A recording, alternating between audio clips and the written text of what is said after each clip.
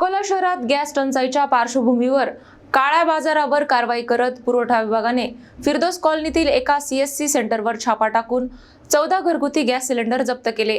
नियमांचे उल्लंघन झाल्याचे समोर आले आहे। मध्य पूर्वेतील युद्धामुळे निर्माण झालेल्या गॅस टंचाईचा परिणाम अकोला जिल्ह्यातही जाणवत असून नागरिकांना घरगुती गॅस सिलेंडरसाठी तासनतास रांगा लावाव्या लागत आहेत।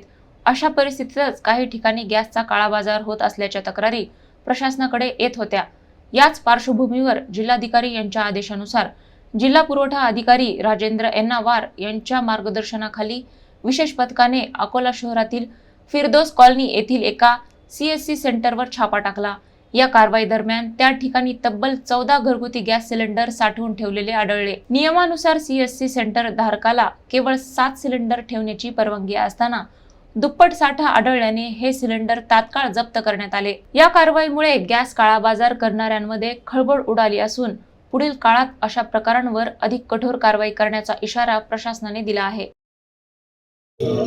घरगुती वापराचे जे सिलेंडर्स आहेत ते वापरताना आढळून आल्यास त्या ठिकाणी सुद्धा कारवाई केलेली आहे। अशीच सकाळी नूर मस्जिद फिरदोस कॉलनीमध्ये पण आम्हाला एक सीएससी सेंटरवर अनधिकृतरित्या सिलेंडर ठेवण्यात आलेले आहेत अशी बातमी मिळाल्यावरून आम्ही त्या ठिकाणी रेड केली।